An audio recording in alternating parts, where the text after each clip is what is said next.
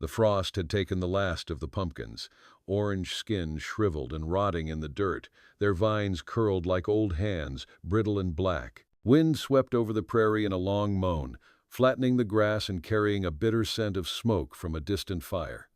The land had turned to ash-colored quiet, hard as flint beneath the sky. He stood on the porch with a busted hat in his hand, thumb rubbing the edge like it might still hold luck. It didn't. The barn leaned westward, ribs showing through weathered slats. The well had frozen 3 days ago. He had not spoken to another soul in almost as long. Inside, the fire guttered low. He let it. Hunger lived in his belly now, like a boarder who wouldn't leave. But there was no more flour, and he'd buried the last chicken behind the shed when the coyotes tore through the fence. He'd stitched the wire back together in silence. No curses, no prayer. Just the dull, rhythmic knotting of wire and grief. His name was Samuel Klein, and he had once laughed. The marriage papers sat in the drawer under the Bible, unsigned. The preacher had mentioned the Missouri catalog girls again last spring, saying for $5 a man could pick a wife and send for her by post. Just a name, an age, maybe a scripture verse, and a photograph if you were lucky. But Samuel had turned away, cheeks hot with pride and something more jagged underneath. He remembered saying, "I don't pay for someone to tolerate me." Now the wind howled like it knew his words, mocking them across the empty acres. Snow came heavy that night, thick as wool, and just as smothering. Samuel sat with his back against the stone hearth, a worn blanket across his lap. He'd stopped tending the fire. Let the cold come, let the silence take over. But come morning, something changed. Not in the sky, it was still gray and stretching. Not in the house, it still creaked and moaned like a body aging without witness. But out front, where the land met the thin road, there were footprints, tiny ones, 2 sets, and beside them, the drag of a skirt hem. He opened the door, blinked hard. Maybe it was starvation, or maybe God had finally turned up drunk and mischievous. But there she stood, a woman, her hair soaked through with snowmelt, her eyes not pleading, just tired, worn the way horses get after running too long in the wrong direction. And in her arms, a child. Another clung to her side, buried in the folds of her coat. Both the same age, maybe 4. Neither cried. They just stared, hollow and waiting. Her voice cracked when she finally spoke. "We come from Calico Ridge. The man who sent for me's dead. They told me to go back." She paused. "But there ain't nothing to go back to." He said nothing. She shifted the weight of the child on her hip. "You Samuel Klein?" He nodded once. The sound of it felt foreign. "I saw your name once. Heard you had land." She didn't smile, didn't blink. "I ain't asking for charity, just room enough not to die." Behind her, the twins shivered like leaves in the last gust before winter settles in for good. He wanted to say no. Pride stirred in his throat like bile, but nothing came out. She stepped forward, boots sinking into the snow. "I can cook, sew, patch fences, and I don't break easy." Still, he said nothing. She brushed past him, walked straight through the door like she'd done it before. The children followed without a word, without looking back. Inside, she set the baby down near the fire and peeled the coat from her shoulders. Her arms were thin but steady. The boy tugged at her skirt, and she bent to pull him close, shielding him with her body. Samuel stood in the doorway until the cold crept into his bones. Then he shut it behind him. The sound echoed in the small house like the end of a prayer. The smell of wet wool and cold children filled the cabin. The fire hissed as she fed it dry wood from the box he hadn't touched in days. Her hands moved without hesitation, like she'd done this before, like she knew this house without needing to ask. He stayed by the wall, arms crossed, unsure whether to feel invaded or saved. She didn't look at him again, not for permission, not for reassurance. Only once, after the fire caught strong again, did she glance back and say, "I'll need a pan," he pointed. She took it, filled it with snow from a basin near the door, and set it to melt. Then she pulled out a small pouch from inside her coat. Flour. Not much, but enough. Her sleeves were too short. The cuffs frayed, revealing the thin skin of her wrists, red from the cold. The children didn't make a sound. They just watched her, eyes wide and solemn. They'd likely learned early that quiet kept you safe. "Twins?" Samuel asked finally, voice cracked with disuse. She nodded. Ezekiel, and Elias. He watched her stir the mixture into something like dough. It wasn't much, but it would cook. She rolled it flat against the wooden table, then laid it over the pan. "You got a name?" he asked, more to hear a voice than to know. She didn't look up. Clara. It hung in the air between them, soft but full. "Where'd you come from, originally?" She pressed the dough, eyes on the task. "Does it matter?" He didn't answer. Didn't need to. The bread cooked fast, the smell of it rising like a memory from a better life. His stomach curled in on itself with hunger, but he didn't reach for it. She broke it into 4 pieces, handed one to each boy, then took one for herself. The last she held out to him without a word. Her hand trembled. He took it. No prayer was said. They chewed in silence, the bread dry but warm. Outside, the snow thickened, swallowing the horizon.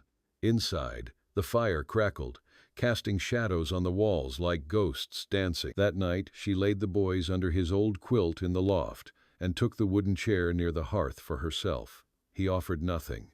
She asked for nothing. But in the small hours, when the wind howled and the roof groaned, he heard her whisper a lullaby to the boys, low, raspy, broken in places like a hymn sung too long. He didn't sleep. The next morning she was up before him, boiling snow and scrubbing the basin with a stiff brush she found under the sink.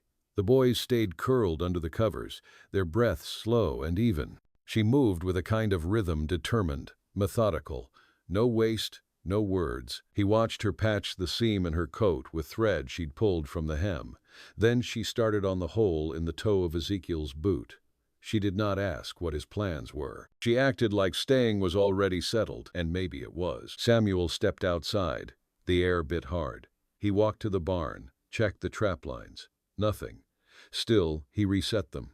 Something about the quiet persistence of it made his hands stop shaking. When he came back, the cabin smelled like potatoes, scorched a little but real. "Found a few still good in the root cellar," she said, not meeting his eyes.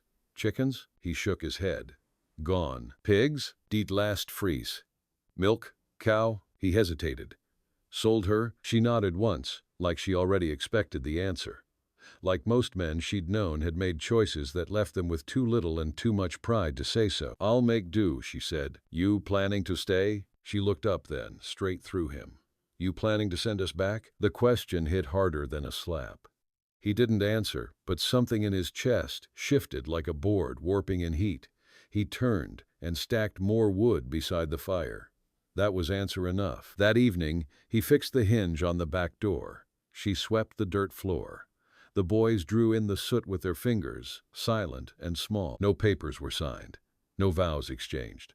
But when he handed her the spare blanket from the trunk and she spread it over the boys without a word, something passed between them, quiet as snow on a windowsill. The days folded into one another like pages, damp with weather, hard to separate, harder to forget.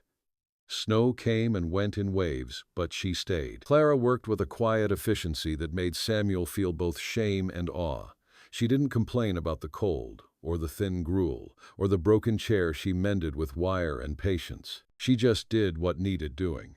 Her hands were always moving, washing, mending, stirring, tending the boys when they woke crying in the night, their cheeks wet and fevered with dreams they couldn't explain. Samuel found himself listening for her footsteps in the early mornings, the soft shuffle of her boots on the floorboards. He woke before dawn. Not from habit, but from some new pull he didn't have words for. One morning he came in from hauling a frozen coyote carcass and found her on the porch, scrubbing blood from his coat with melted snow. She looked up at him, breath misting in the cold, and said, "You ought to have let that one go." He shrugged. "Trap didn't." She nodded, but her face told him more than her words did. She didn't like unnecessary killing. Maybe she'd seen too much of it. After that, he made sure to check the traps twice a day, even when the cold split the skin on his knuckles. She didn't thank him. She just took the meat, salted it, and hung it in the shed without a word. Spring came slow. The snow melted in sullen drips. The land turned to mud before it turned to green, and Clara never once asked how long she was meant to stay. One afternoon, she took Elias with her to dig out the garden bed. She handed him a spoon and told him it was a shovel. He got mud on his face and laughed a wild, broken sound that startled the crows. Samuel watched from the barn, heart tight with something he didn't recognize at first. It wasn't longing. It was fear. Fear that if he said too much, she'd leave. Fear that if he said too little, she'd think she had to. That night, after the boys fell asleep, he found her sitting on the porch, arms around her knees. "You ever think of going back?" he asked. She didn't turn her head. "Back where?" "Where you came from," she breathed out through her nose. "I went back once," she said. "Wasn't anything left. Just a burned-up shack and a man full of apologies. Then he hit me again." Samuel stood there, silent. The moon was a sliver, low and yellow. The stars looked like pinholes in a stretched-out hide. "I walked 12 days after that," Clara said. "Someone gave me your name on the 11th. He sat down beside her, careful not to brush her shoulder. "Don't remember asking anyone to." "You didn't." They sat like that for a while, the cold seeping through the boards beneath them, the boys breathing softly through the window. "Why'd you come?" he asked. She looked at him then, really looked. "Because I had 2 mouths to feed, no man to trust, and $5 in a coat I didn't own." He nodded. No sermon, no promise, just silence. She stood and went inside, left the door open behind her. That night Samuel couldn't sleep. The house was warm now, Clara always made sure of that, but something in him wouldn't settle. He watched the shadows on the ceiling and thought about her hands, raw from work but steady. He thought about the way the boys clung to her skirt and never cried, like they'd already learned that sorrow was a quiet thing. By morning, he had made up his mind. He hitched the wagon, drove into town with a sack of pelts and the last of his corn whiskey. Traded it all for flour, salt, boots for the boys, and a spool of blue ribbon. When he handed it to her, she stared at it for a long time. "For what?" she asked. "You said once you don't break easy," he said. "Figured you'd earned something that didn't come from struggle." She held the ribbon like it was glass, didn't say a word, just nodded and turned away, but he saw her hand rise to her face when she thought he wasn't looking. The ribbon showed up in small ways after that, tied around Elias's wrist when he was afraid to sleep, braided into Clara's hair on Sundays, when the cabin went quiet and even the wind seemed to pause. She never wore it like something precious, just part of her now, like the calluses on her fingers or the curve of her jaw when she was thinking hard. Samuel didn't mention it again. Spring turned the earth soft, and the garden took root under her care. Turnips, carrots, and string beans pushing up like timid prayers. She built a scarecrow out of his old duster, and the boys' laughter rang out like it had a place to be now. They chased chickens barefoot through the yard, mouths sticky with honey she'd bartered from the grocer's widow in town. Samuel watched all of it from the edge, never sure where he fit. One evening, he came in to find her sewing near the fire, Elias asleep against her hip. The light hit her face just right, softening the hard edges, and for a moment it hurt to look at her. "Why didn't you ever marry?" she asked, without looking up. He took off his hat, held it like a man about to testify. "Didn't see the point. Never figured I had much to offer that wasn't broken or used up." She looked at him then, thread still in hand. "You think any of us came here whole?" He didn't answer, just sat across from her and listened to the pop of the fire. The boys breathed evenly in their makeshift bed, curled together like pups in straw. She set the needle down. "You keep looking at me like I might leave." He shifted in his chair, unsure what to do with the way her voice cut through him. "You won't say it, but I know," she said. "I see it in your face when I hang the laundry or bandage your hands." She leaned forward, voice low. "I'm not leaving, Samuel. Not unless you tell me to." He stared at her. The words rose, thick and hot, but they stuck in his throat like splinters. "All right," he finally said. And that was that. That night, they sat closer than usual, shoulder to shoulder near the fire. She didn't move away when his fingers brushed hers. Her skin was warm, real, alive. The next morning she found the marriage papers on the table. They were signed. No ceremony followed, no dress or preacher. Just 2 sets of initials and a shared loaf of fresh bread, torn in half and eaten in silence. Clara took his name like it was a river she meant to cross barefoot. No hesitation, no flinch. The boys called him Pa a week later without being told to. Then came the letter. It arrived with the April thaw, carried by a deputy from Calico Ridge. Samuel took it with dirt still on his hands from planting. He opened it by the fence post while Clara hung linens to dry. He read it twice, then folded it slow. "A man's come forward," he said, walking up to her. Says he's their father. She didn't move. Says he didn't know she'd left. Wants them back. Still, she didn't speak. Samuel watched her clip a sheet to the line, fingers precise. The wind caught the fabric and wrapped it around her like a shroud. I told him no. Her hands paused. You don't get to tell him. I know, he said. But I did anyway. She turned. Her face was stone, but her eyes, those eyes were on fire. I won't let them go, she said. You won't have to. He held the letter out. She didn't take it. What if he shows up? She asked. Samuel looked at the hills, still half covered in melt. Then he'll meet me. Her shoulders dropped just an inch, but it was enough. She turned back to the linens, her hands steady again. That night, Samuel sat on the porch with his rifle across his knees, just in case. She came out after the boys were asleep, blanket draped around her shoulders. You don't have to guard us, she said. I'm not, he said. I'm guarding what's mine. She looked at him long and hard. Then she sat down beside him, pressed her head to his shoulder, and for the first time since she'd arrived, she wept. He didn't speak, didn't move, let her cry until it passed, like a storm over the plains fierce, then quiet, leaving everything rinsed and trembling. Her fingers curled into the fabric of his shirt, clutching it like it might anchor her to the earth. Samuel sat with his eyes fixed on the night, jaw clenched, rage and tenderness warring in his chest. He'd never seen her cry before. Not when she was cold, not when she was hungry, not even when the boys had taken sick with fever and she sat beside them for 3 nights straight, whispering stories and prayers. But now she did. And somehow, he knew it wasn't just about the letter. It was about all of it, what came before, what might come after. The weight she carried without complaint.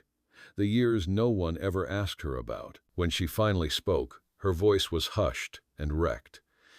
He said if I ever showed up again, he'd kill me. Said they weren't his. Said he'd leave me in a ditch. Samuel didn't answer right away. The fire inside him was slow burning, the kind that didn't need fuel anymore. If he comes, he said, voice low, he'll answer to me. She pulled back enough to look at him. I'm not yours to defend. He met her eyes. Yes, you are. There was no romance in it, just truth, raw and steady, like the land, like the wind, like the quiet kind of love that doesn't need ceremony to be real. Clara looked down at her hands. You know what people say. Don't much care. He'll have papers, she whispered. A name. The law's funny with names. Samuel stood. So's the land, he said. And the land remembers what a man does, not what he's called. She watched him go back inside, and for the first time she believed him. Days passed. No one came. The garden sprouted, wild and stubborn. Ezekiel and Elias helped chase the crows with sticks, shouting like warriors. Samuel carved them slingshots from scrap wood and taught them to aim. He noticed Clara smiling more. Just small things at the boys, at the clouds, at the steam curling from her coffee. Her face changed when she smiled, like the sun caught the edges and softened them. She stopped wearing the ribbon in her hair and tied it around the rafter over the hearth instead. A sign, maybe, that something had shifted. Then one morning, while Samuel was cutting fence posts down by the creek, he heard the sound of hooves. Not his, not familiar. He wiped sweat from his brow, heart thudding like a warning. When he reached the ridge, he saw the rider tall, wide-shouldered, with a sharp face and a dark hat. The kind of man who wore his cruelty like a second skin. Samuel stepped into his path before the man reached the yard. You Klein? The rider asked. Samuel nodded once. I'm looking for a woman, name of Clara. Said she took something that's mine. Samuel's jaw tightened. You bring papers? The man spat. Don't need 'em. Blood's blood, not when it's poisoned. The man's eyes narrowed. You think you're going to stop me? I don't think. I know. The rider dismounted, hand near his belt. Samuel didn't flinch, didn't reach for the rifle on the porch, just stood there, solid as the post he'd just driven into the earth. The door creaked open behind him. Don't, Clara said. She was barefoot, standing on the porch like a storm ready to break. You don't get to scare them anymore. The man's mouth twisted. You always were good at getting men to fight for you. Samuel didn't look back. She don't need me to fight. Clara stepped down, slow and steady.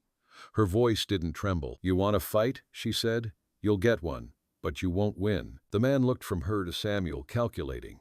The wind picked up. carrying the scent of wood smoke and wild sage. A buzzard circled overhead. "I'll be back," the man muttered. Samuel took one step forward. "Number you won't." They locked eyes, and something passed between them, final, wordless. The rider turned, mounted, and left in a trail of dust. When he was gone, Clara exhaled like she'd been holding her breath for years. Samuel turned to her. "You all right?" She nodded. "You sure?" She looked at him, eyes shining but strong. "I'm still here." And that was the first time she smiled like she meant it. Summer arrived hard and fast, all cracked earth and golden skies, the kind of heat that makes the bones ache even at rest. The land pulsed with life and labor. Flies hovered over the trough. Chickens scratched at dry soil. And Samuel spent his days rebuilding the south fence before the cattle could test it again. Clara took to rising early, baking before the heat got cruel. The kitchen smelled of fresh bread and rosemary. She hummed under her breath, now nothing tuneful, just sound to keep the silence from sinking back in. The boys grew like weeds.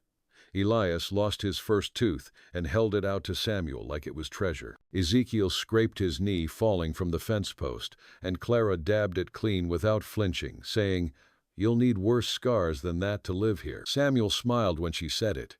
She caught him watching her and didn't look away. One morning, the porch creaked beneath their feet as they sat with coffee mugs in hand. The sun wasn't up yet, but the sky was starting to pink. Samuel's shoulders were bare beneath his suspenders, arms streaked with dirt. Clara wore his old shirt over her dress, sleeves rolled, hair tied back with twine. "I used to dream of cities," she said suddenly. He looked over, surprised. "Thought they'd be cleaner, kinder. Thought maybe if I got far enough from where I started, things'd be different." "You ever make it to one?" She nodded. "St. Louis. Didn't last." "What happened?" "Too many men with teeth and soft hands.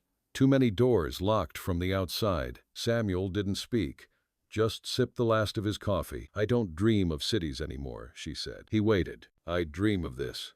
Her voice was almost shy. "Of quiet mornings, of dirt that gives back what you plant, of boys who laugh in their sleep." She set the mug down. "I didn't know I could want something this simple." Samuel looked at her.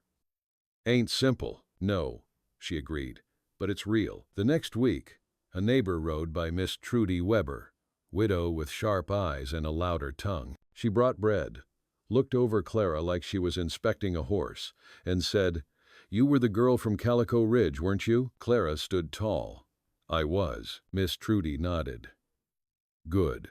Place needed a reckoning." Then she gave the boys candy, winked at Samuel, and rode off with a cackle. Word spread slow in the county, but it spread. That Clara was Samuel's wife now, that the boys bore his name, that the man who came asking questions hadn't come back. No one challenged it. Life on the frontier had its own justice. By August, the fields had turned gold. The first harvest came in light, but decent. Clara packed jars with pickles and tomatoes, lined them on the shelf with the precision of someone who believed in tomorrow. The boys helped stack firewood. Samuel built a new door for the chicken coop and carved the twins' initials into the frame. That night, after the boys had gone to sleep, Clara stood barefoot by the fire, her hands damp from canning. Samuel sat at the table, sharpening his knife. She turned to him slowly. "I want another," she said. He looked up, heart stalling in his chest. "Another what?" She stepped closer, smile small but sure. "Child." The word sat in the air like a secret unspooled. Samuel's throat went dry. "You sure?" She nodded. "I know this house can hold more." He stood, reached for her hand. "I don't know if I'll be any better this time," he said. She stepped into him, head against his chest.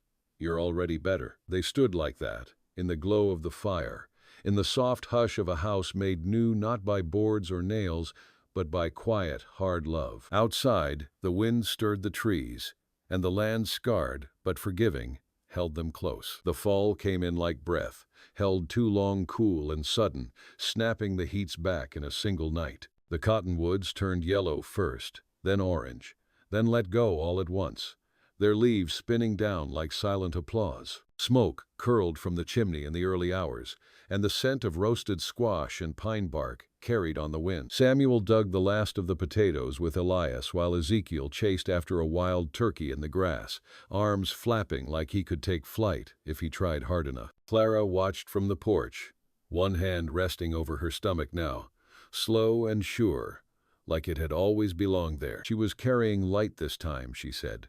No morning sickness, no weight pulling her down, just a calm, settled feeling, something right growing inside her, quiet and strong. Samuel believed it. He spent hours mending tools, building new shelves, expanding the chicken run.